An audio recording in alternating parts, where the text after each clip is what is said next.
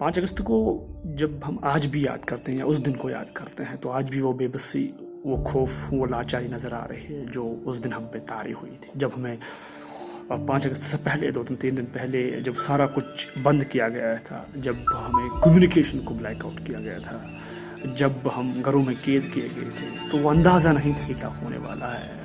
और जब वो डिसीजन हमारे सामने आया तो we were kind of shocked, हमें उसकी उम्मीद नहीं थी।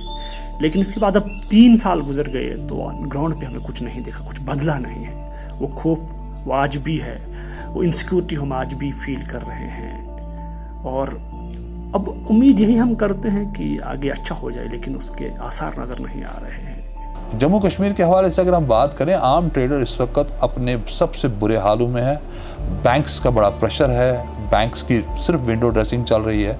गवर्नमेंट को कहीं ना कहीं हाई टाइम है कि सेंटर को एक बड़े भाई का रोल अदा करना पड़ेगा, उनको आगे आना पड़ेगा, उन्हें हमारी ट्रेड बॉडी से बात करनी पड़ेगी और उनको कहीं ना कहीं एक जामिया पैकेज, हम ज़्यादा नहीं कहते, अगर आप गन्ना किसान यूपी के लिए सोच सकते हैं 30,000 करोड़ रुपया उनका माफ़ कर सकते हैं।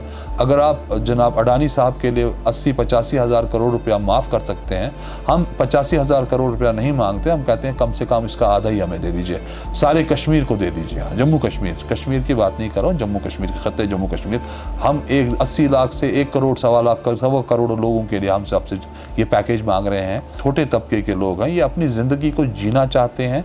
इस वक्त डिप्रेशन एट द टॉप है, लोगों में एक बड़ा अनसर्टेनिटी का माहौल है, हर चीज़ महंगी होती जा रही है, लोगों के लिए सर्वाइवल का क्राइसिस आ रहा है। ये कहना मुश्किल है कि हम लाइफ को आगे कैसे देखते हैं, क्योंकि यू नेवर नो, कश्मीर में कभी भी कुछ भी हो जाता है। इट्स ऑलवेज जो है it's a market place for both of these countries.